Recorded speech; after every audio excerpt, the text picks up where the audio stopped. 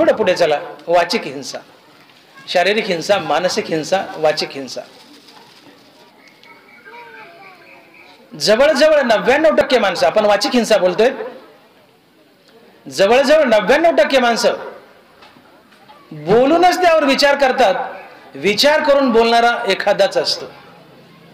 माझं वाक्य पुन्हा आहे का? 99% माणसं बोलून त्यावर विचार करतात.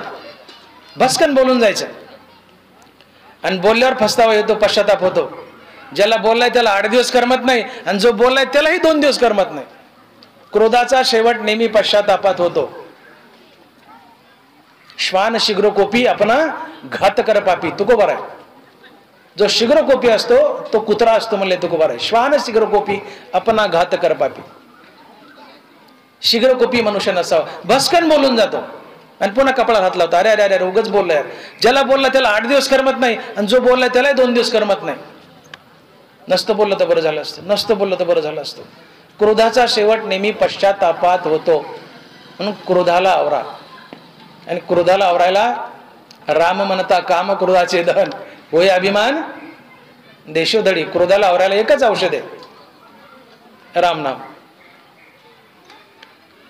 माणसं बोलतात, भस्कन बोलतात आणि बोलून त्यावर विचार करतात, विचार करून बोलत नाही.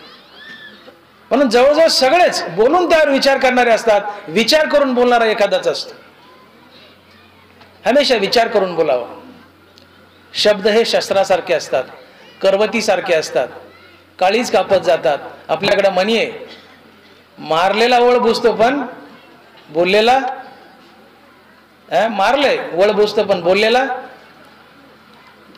तुम्ही जर बोलले गलिच्छ तर समोरच्याचं चित्त भंगत. आणि तुकोबाराय बोलले, भंगलिया चित्ता न ये कशाने सांदिता. कुठल्याही गोष्टीला सांगता येतं, काही फटू द्या, सांगता येतं, ठिगळ देता येतं, दोरा घालता येतो, पण भंगलेल्या चित्ताला कशाने सांगता येत नाही. एकदा मन विटलं रे विटलं, पुन्हा ती मैत्री पुन्हा येत नाही. असते पण दाटू मोठी. मन भंगू देऊ नका. आणि मग मन बोलण्यातून भंगतं. मन बोलण्यातून भंगतं. चित्त भंगू देऊ नका. आपल्या बोलण्याने समोरच्याचं चित्त भंगलं, विटलं, नाराज झालं, ते भंगलं की भंगलं, पुन्हा तो ओरिजिनलपणा येत नाही. तुकोबाराय बोलतात, भंगलिया चित्ता न ये कशाने सांदिता. आणि आपल्या गलिच्छ वाणीने आपण समोरच्याचं चित्त भंगवत असतो, दुःखी करत असतो. आणि आपल्या गलिच्छ वाणीने समोरच्याला दुःखी करणं ही हिंसा आहे. हिंसेने पाप लागतं, पापाने अधोगती, मनुष्य नरकाला जातो. म्हणून हमेशा विचार करून बोलावं. मी म्हणतो, माणसाला जर जीभ नसती तर माणूस बराच सुखी राहिला असता. रेडे महाराज, माणसाला जर जीभ नसती तर माणूस बराच सुखी राहिला असता. जगातील 99% भांडण जिभेमुळे. 99% भांडण जिभेमुळे. आणि म्हणून मी म्हटलं की जीभ नसती तर माणूस बराच सुखी राहिला असता. माणसाच्या दुःखाचं एकमेव कारण काय असेल तर ही जीभ आहे. मोठीच अटळ आहे. जगातली 99% भांडणं हे जिभेमुळेच उभे राहतात. एकदा दाताचं आणि जिभेचं भांडण लागलं. दात भूषणात आले. कशात आले? भूषणात. त्यांना वाटलं आम्ही 32 आहेत आणि हाडकासारखे निबर आहेत. ही जीभ लवचिक मासकांडाची, हिची काय खाताय? आम्ही तुटून पडत हिचा चेंदामेंदा करू. जिभेला धमकीवलं, हे जिभे यादरक म्हणले आम्ही 32 आहेत, तुटून पडतो तुझा चेंदामेंदा करू, किमा करू. जीभ हसली, म्हणली खरंच काय? दाखवू का तुम्हाला? तुम्ही 32 आहेत, माझा चेंदामेंदा करताल, मी एकटीच आहे. पण माझ्यातून एक जर समोरच्याला गलिच्छ शब्द शिवी निघली आणि त्याला काय राग आला तर क्या ठोक्यात तुम्ही 32च्या 32 आउट. दुसरा ठोका एका ठोक्यात. बघू म्हणले मग काय होतं. तुम्ही म्हणताना चेंदामेंदा करू करा, पण मी एक जर शिवी दिली, जिभेने एक शिवी दिली आणि समोरच्याला राग आला, एका ठोक्यात 32 आउट. दाताने माघार घेतली. एकटी जीभ 32 दाताला भारी आहे. आणि जगातली कळ, जगातलं भांडण जर कशामुळे असेल तर केवळ एका जीभेमुळे. आणि ही वाचिक हिंसा आहे. वाणीचे एकूण ज्ञानोबारायाने ज्ञानेश्वरीमध्ये 12 दोष सांगितलेत. जिभेने आपण कशा कशा प्रकारे हिंसा करतो. ज्ञानोबाराय लिहितात 13व्या अध्यायात वाचेचे वाणीचे दोष 12 दोष सांगितले. वाचिक हिंसा. माऊली बोलते, विरोधू वाद बळू, प्राणी ताप ढाळू, उपहास छळू, वर्म स्पर्शू, आटू वेगू विंदानू, आशा शंका प्रतारणू हे संन्यासिले अवगुणो जिया वाचा. एकूण 12 वाणीचे दोष आहेत. पुन्हा म्हणून दाखवतो एकदा. विरोधू वादबळू, प्राणी ताप ढाळू, उपहास छळू, वर्मस्पर्शू. 6 झाले. छोटे रेडे महाराज 6 झाले. आटू वेगू विंदाणू, आशा शंका प्रतारणू झाले 12. हे संन्यासिले अवगुणो जिया वाचा. आटू विरोधू वादबळू हे 12 आपण थोडे फोडू, सविस्तर बोलू या वाणीच्या दोषावर. विरोधू वादबळू, प्राणी ताप डाळू, उपहास छळू, वर्मस्पर्श. विरोधू वादबळू, विरोधात्मक बोलणं. गरज नसताना विरोध करायचा, गरज नसताना विरोध. अरे यावर्षी आपल्याला काल्याच्या दिवशी नुक्ती करायची, हे आपल्याला लापसी करायची, आपल्याला लापसी करायची. तुम्हाला नुक्ती करायची असली तर आपली वर्गणी नाही, मग पट्टी कॅन्सल. का रे बा, मला वाटतंय लापसीच करायची. विरोध विनाकारण, विनाकारण. कीर्तन 9 वाजता ठेवायचं नाही, 8 वाजता ठेवायचं. नाही तर आम्हाला सप्त्यात सहभाग घ्यायचा नाही. 8 वाजता कीर्तन. अरे 8 पर्यंत उरकत नाही, टाळ करायचे, जेवण खावणं. 9 पर्यंत उरकते, 9ला ठेव. मग आमचं जमत नाही, आम्ही सप्त्याच्या बाहेर. कीर्तन 8लाच ठेवायचं. याला त्यातलं काही कळत नाही. पण एखादा महाराज नाही ते ठेवायचंच नाही, आमकाच ठेवायचं. कशामुळे मला काय माहिती. विरोध, विनाकारण विरोध, विनाकारण विरोध वाणीचा दोष. वाचिक हिंसा आहे. विनाकारण विरोध करू नका. काही कारण असावं, जरूर विरोध करा. विनाकारण विरोध करू नका. हा वाणीचा दोष, हिंसा आहे, वाचिक हिंसा आहे. विरोध वादबळू अशी वाणी तोंडानं काढायची. भस भस भस भस वेड वाईट बोलायचं, घाणघाण शिवाय द्यायच्या की ज्यांनी वाद उभा राहील. वादबळू, वादाला बळ येईल. निंदात्मक बोलायचं, काही बोलायचं घाणघाण, ज्यांनी वादाला बळ येईल, भांडण होईल, हाणामारी होईल. वाचिक हिंसा आहे. तोंड टाकून बोलायचं, अपमानास्पद बोलायचं. वादबळू, निंदा करायची, वादाला प्रेरणा मिळेल. निंदा केली की वाद उभा राहतो. द्रौपदीनं एकच शब्द दुर्योधनाला वापरला, एकच शब्द. आंधळ्याचा मुलगाही आंधळा आहे, एकच शब्द निंदा केली, एकच. इंद्रप्रस्थामध्ये महल पाहत असताना आंधळ्याचा मुलगाही आंधळा आहे. दुर्योधनाच्या डोक्यातली आळी सरकली. आळी तुझ्याकडे बघल म्हणला एक दिवशी. आणि हे प्रकरण इतक्या लांब गेलं की द्रौपदीचं वस्त्र हरण झालं. माझ्या मांडीवर बस म्हणला. तिचे कपडे उतरण्यात आले. कशामुळं? आंधळ्याचा मुलगाही आंधळा असतो, एवढ्या एका शब्दावरून महाभारत घडलं. राज्य पांडवाला द्यायचं नाही, आम्हालाच पाहिजे, कौरव म्हणतायत. हा एक निमित्त आहे. पण महाभारताची खरी लढाई जर झाली कशामुळे असेल, ते एका वाक्यामुळे. तुम्ही महाभारत वाचून बघा. आंधळ्याचा मुलगाही आंधळा आहे, या एका शब्दाचा दुर्योधनाला बदला घ्यायचा होता द्रौपदी सोबत, म्हणून हे सगळं रचलं. आणि भरसभेत तिला विवस्त्र केलं. वाणीचा दोष. तुम्ही कुणी असा, दुर्योधन असा नाही तर द्रौपदी असा, तोंडाला लगाम देणं आवश्यक. वाद उभा राहील अशी वाणी वापरू नका. वाद तर उभा राहतोच, पण हिंसा घडते, दोष लागतो, पाप लागतं, आम्ही नरकाला जातो. शब्द 2 प्रकारचे असतात, एक स्तुतीपर आणि एक निंदापर. नरवरा बोलले, देखे शब्दाची व्याप्ती, निंदा आणि स्तुती, ते तर द्वेषा द्वेष उपजती श्रवणाद्वारे. नाकाचा विषय गंध आहे, डोळ्याचा विषय रूप आहे, त्वचेचा विषय स्पर्श आहे, कानाचा विषय शब्द आहे आणि जिभेचा विषय चव आहे. उदाहरण म्हणून फक्त कानाचा विषय सांगतो आणि पुढे चालतो. विषांतर होईल आणि वेळही जाईल.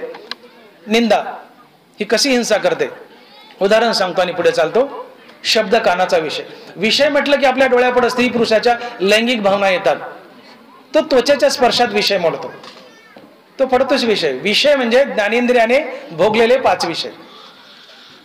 कानाचा विषय शब्द आहे. शब्द 2 प्रकारचे, एक स्तुतीपर, एक निंदापर.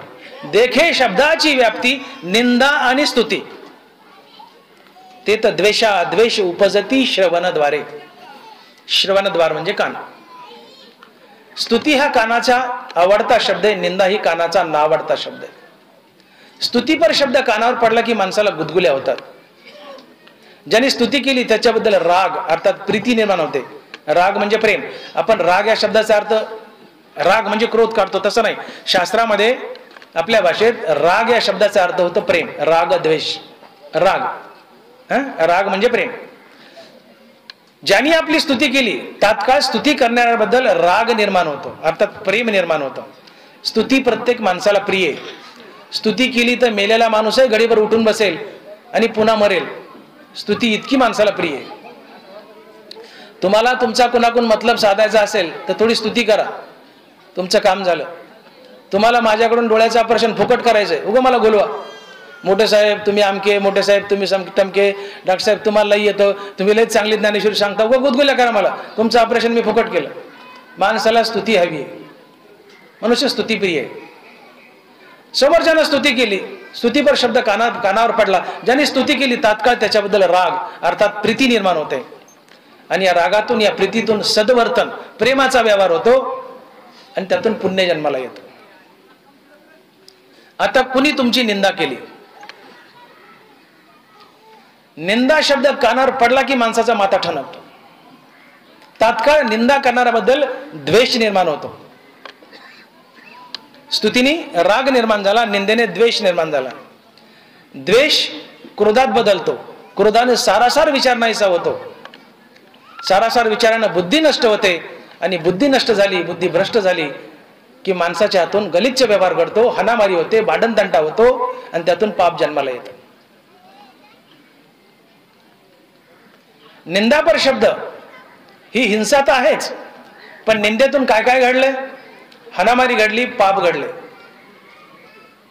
रागातून पुण्य आहे आणि द्वेषातून पाप आहे. आणि म्हणून जागोजाग भगवंतानी अर्जुनाला गीतेत बजावलंय की अर्जुना, हे राग द्वेष जर निमाले तर ब्रह्मीचे साम्राज्य आले, मग तो भोगी सुख आपुले आपुनच. परमार्थ करत असताना तू राग आणि द्वेष जिंकण्याचा प्रयत्न कर, तर तुझा परमार्थ सफल होईल. विषय हे आगवे सर्वथा मनोनी सांडावे, मग राग द्वेष स्वभावे नासतील. मग रागद्वेष निमाले तर ब्रह्मीचे साम्राज्य आले, मग तो भोगी सुख आपुले आपणच. विषयाचा त्याग कर.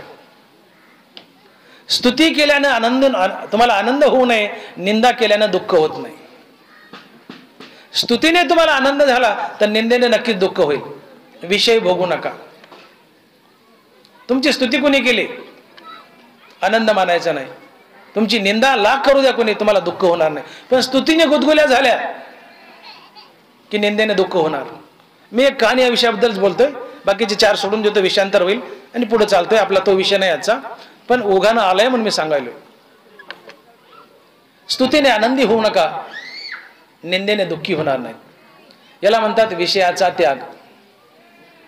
विषय हे आगवे सर्वथा मनोनी सांडावे, मग राग द्वेष स्वभावे नासतील.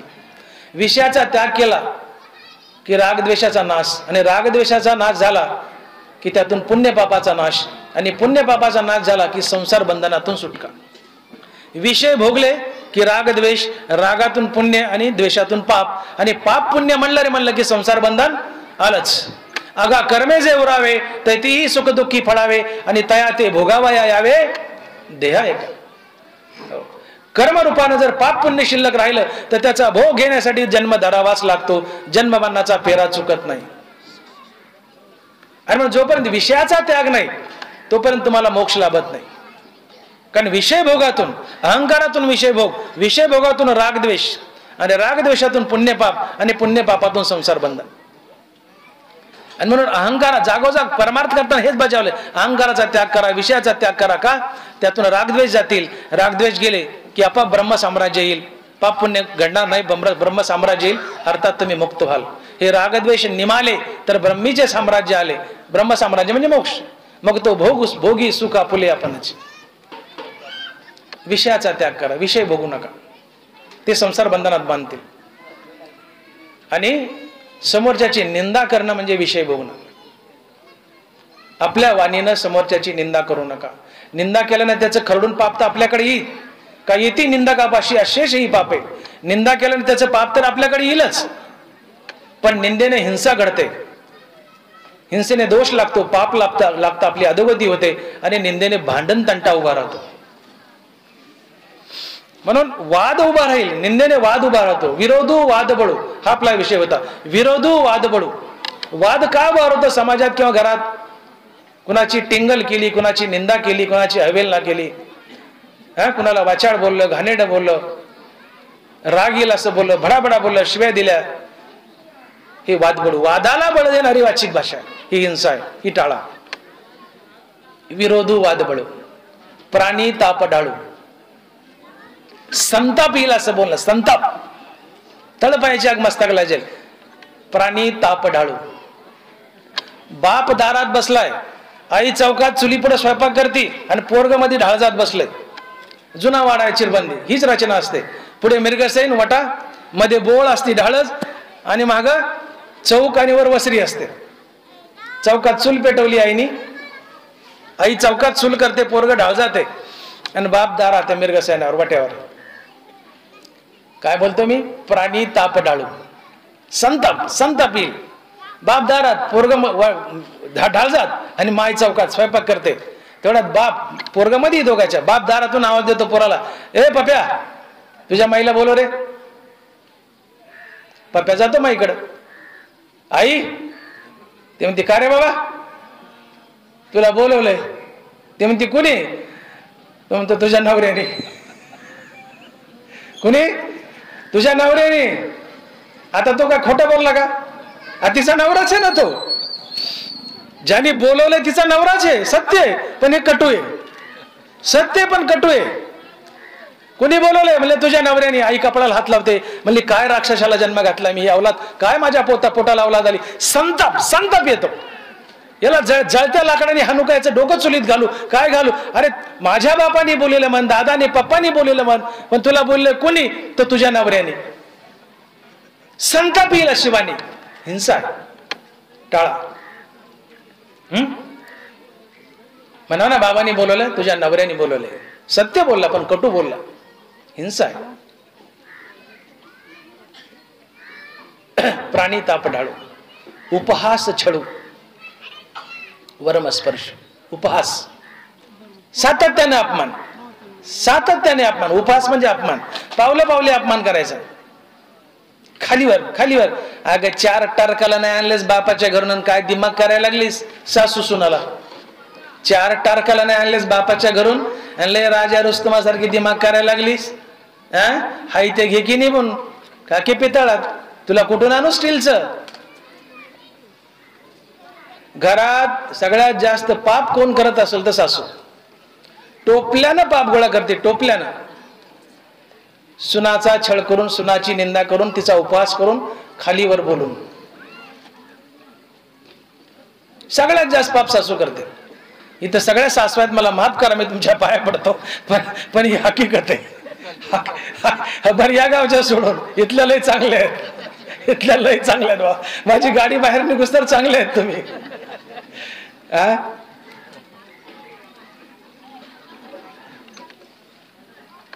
विनाकारण छळ.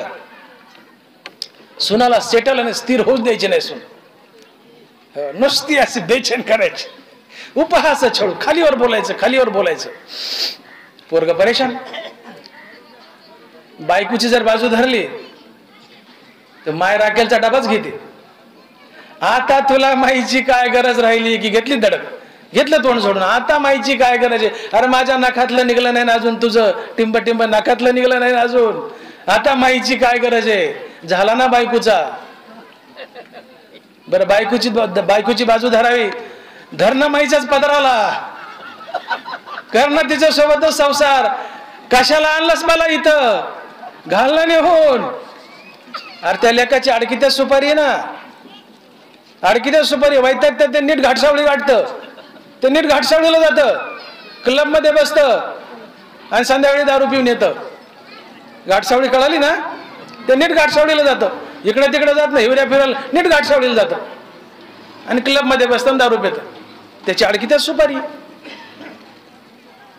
हा, माय धराव बायकोला राग, बायको धराव माईला राग, कसा संसार करावा.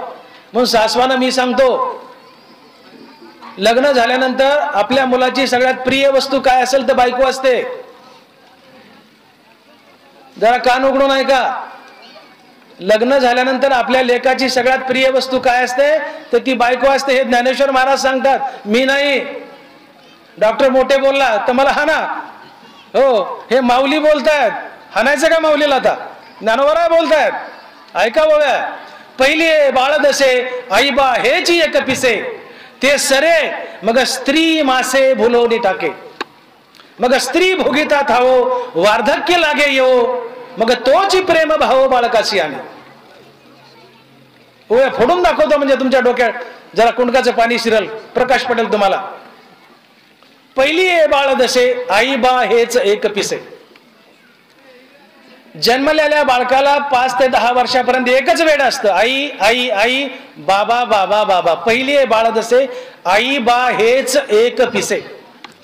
त्याची सगळ्यात प्रिय वस्तू काय असेल 5-10 वर्षापर्यंत बाळकाची तर फक्त आई आणि बाबा. त्यातली त्यात आई जास्त. आई असो बाप असो, आई वडिलाचं वेळ असतं बालपणात. पण हाच पप्या आता टोंगळा झाला, टोंगळा.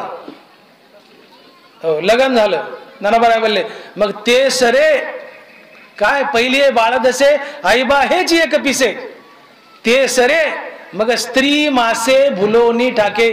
बायकोच्या गोऱ्या मास्कंडाला बोलतो. दानाबाराचे शब्द आहेत, माझे नाही. स्त्री मासे भुलोनी टाके, बायकोच्या गोऱ्या मास्कंडाला बोलतो. हा निसर्गाचा नियम आहे. आपला मुलगा आपल्या बायकोसाठी वेडा झाला, सुनासाठी, तो स्वतः होत नाही, देव त्याला वेडा करतो. निसर्गाचा नियम म्हणजे देवाचा नियम असतो. निसर्ग म्हणजे देव. आपला पोरगा जर लग्न झाल्यावर बायकोच्या पुढोपड करू लागला, डोक्यावर घेऊ लागला, सासूनो विरोध करू नका, संसाराचं वाटोळ होईल. लेकाची अडकीत्या सुपारी होते, आत्महत्या करण्यापर्यंत प्रकरण जातं. कसं जगाव त्याला कळत नाही. पण निसर्गाचा नियम आहे, त्याला बायकोचं वेळ लागतच. लहानपणी मायबापावर, तरुणपणात मायबापावरचं उठतं बायकोवर जातं. बरे बायकोवर बी शेवटपर्यंत टिकत नाही. माऊली बोलतायत पुढे, मग स्त्री भोगिता थावो. आता बायको भरपूर भोगली, तिचा माऊलीचे शब्द आहेत, माझे नाही. स्त्री भोगिता थावो वार्धक्य लागे यावो. बायको भोगली, संसार केलाय भरपूर, त्या बायकोवरचं प्रेम उठतं. मग तेच प्रेम भाव बाळकाशी आणि ते बायकोवरचं प्रेम उठतं आणि अवलादीवर नातरुंडावर प्रेम जातं. म्हातारपणी बायकोवरचं उठतं. हा निसर्गाचा नियम आहे. लहानपणी आईवडिलावर प्रेम त्या मुलाचं, तरुणपणात बायकोवर आणि म्हातारपणी अवलादीवर नातवावर. हा निसर्गाचा नियम आहे, देवाचा नियम आहे. याला तुम्ही आम्ही मोडू शकत नाहीत. म्हणून आपलं पोरग लग्न झाल्यावर जर बायकोसाठी येडं झालं तर सासवांनो अंग काढून घ्या. हो, पण त्याची अडकीत्यात सुपारी करू नका. ते घाटसावळीला जाईल. कशाला जाईल मला माहित नाही, पण घाटसावळीला जाईल. तिथं काहीतरी चालतंय मला माहिती आहे. हो, घाटसावळी फेमस आहे. ते पत्त्या चकल्यावर बसल, ते दारू पिईल आणि संसाराचं वाटोळ करेल. सुनाचा छळ करू नका. उपहास छळू, पावलं पावले उपहास, अपमानच. तिने किती चांगलं केलं असेल बदगिनी, येतय काय तिला ओळखे देऊ देऊ. ओळखे मलाही देतात, ओळखे देऊ देऊ असतं बायकाच. आणि टोपल्याने बायका पाप गोळा करतात. सासू सगळ्यात मोठी पापाची भागीदार असते कुटुंबामध्ये. हिंसा आहे, वाचिक हिंसा आहे. वाचिक हिंसेने पाप आणि पापाने नरकवास. आपल्या वाणीनं कुणालाही दुखवू नका. मग ती सून असो, न तर मुलगा असो, न तर समाजातील माणूस असो. आपल्या वाणीनं कुणाला दुखवणं ही वाचिक हिंसा आहे. हिंसेने पाप, पापाने अधोगती, नरकवास. सुनाचा छळ करू नका, उपहास करू नका, अपमान करू नका. विरोधू वाद बळू, प्राणी ताप ढाळू, उपहास छळू, वर्म स्पर्शू. आता सहावा वाणीचा दोष, वर्मस्पर्श. वर्माला झोंबल असं बोलायचं. वर्माला झोंबल, वीक पॉइंट पकडायचा. ए तिराळ्या, ए नाकट्या, ए फेगड्या, ए चिपड्या, ए डुचक्या, ए बुटक्या, ए वाळल्या. वर्मस्पर्शी, त्याचं काळीच कापाव. वर्मस्पर्शी, झोंबल असं बोलायचं. आता एखादा फेगडा दैवाने, त्याचं व्यंग का करता? ए फेगड्या, ए तिराळ्या, ए हेकण्या, ए डुचक्या, ए काळ्या, ए नकट्या. वर्मस्पर्श, वर्मस्पर्श दोष आहे, हिंसा आहे. विरोधू वादबळू, प्राणी ताप ढाळू, उपहास छळू. वर्मस्पर्श. वर्माला झोंबल असं बोलू नका. शारीरिक अंगावर टीका करू नका. वाणीचा दोष आहे, हिंसा आहे. थोडं पुढे चला. आटू वेगो विंदाणू आशा शंका प्रतारणू. 7वा वाणीचा दोष, आटू, हट्टाची वाणी. बाप गरीब आहे. बाप म्हणतो बीडला शिकायला चालला ना पोरा, मोबाईल पाहिजे ना, 1000 रुपयाचा घे आपला साधा, स्मार्टफोन नको. पण पोरगा म्हणतो नाही मला स्मार्टफोनच पाहिजे. स्मार्टफोन म्हणजे 12-15 हजाराचा. नाही मला 12,000चाच पाहिजे. अरे बाप म्हणतो कर्ज काढावं लागेल, माझी ऐपत नाही, मी गरीब आहे, हेच 1000 रुपये कसे कसे द्यायला, घर मोडू का, कशाचा देऊ तुला 12,000चा मोबाईल? नाही मला पाहिजे म्हणजे पाहिजे. बाप 12,000चा मोबाईल देतो. हट्ट, हट्ट करणं, हट्टाची वाणी. आटू, हट्ट करणं दोष आहे, पाप लागतं, हिंसा आहे, वाचिक हिंसा आहे. अरे 2,000चा ड्रेस घे, नाही मला 5,000चाच घ्यायचा, मला 5,000चाच पाहिजे. आपल्या वाणीनं समोरच्या पुढे हट्ट पकडणं दोष आहे. नाना बरा बोलताय. आटू, कधी हट्टाची वाणी करू नका. हट्ट टाका.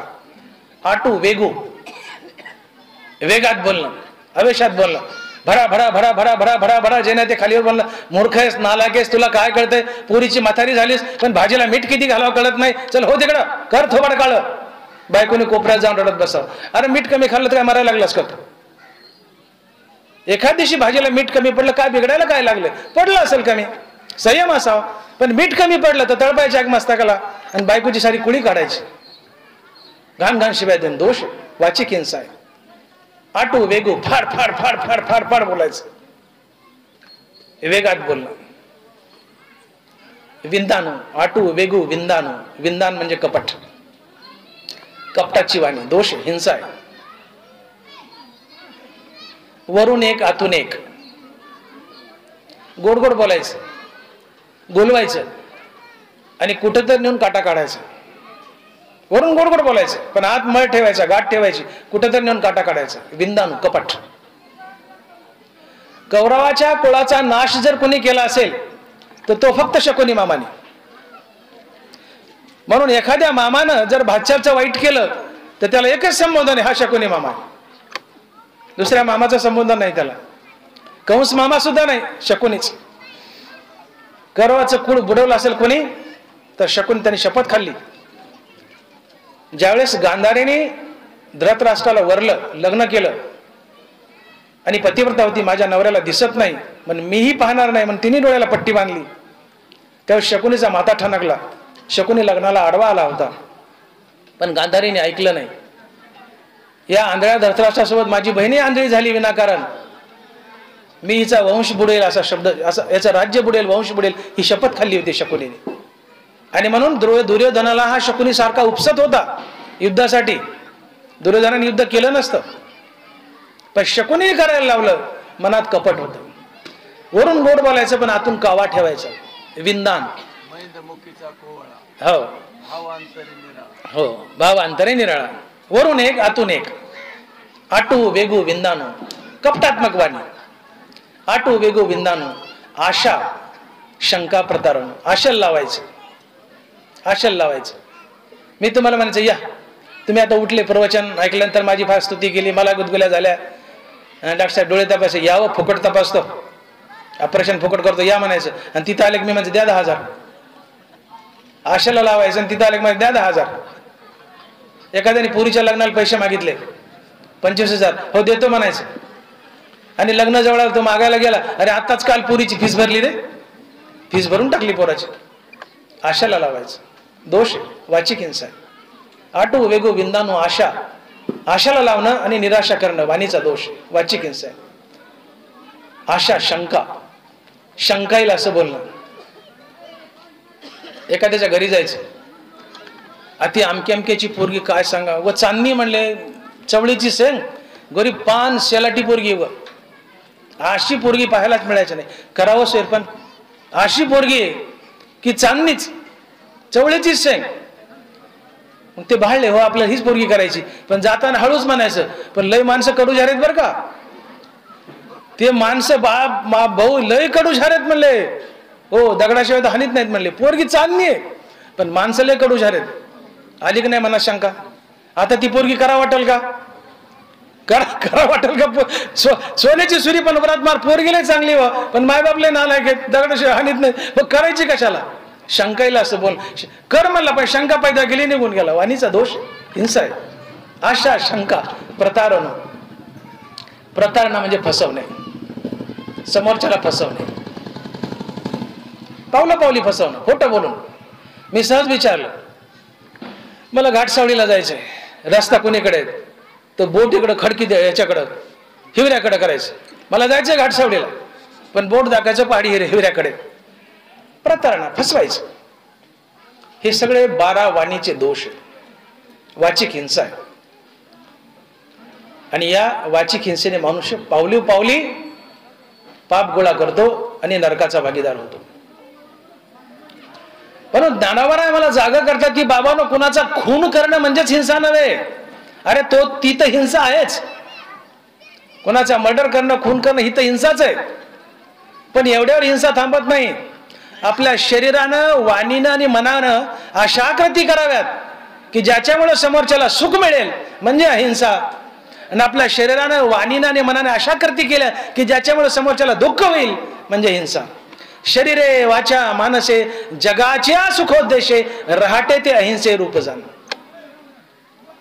असं बोलावं की समोरच्याला सुख होईल, असं वागावं की समोरच्याला सुख होईल, असं चिंतावं की समोरच्याला सुख होईल, ही अहिंसा आहे.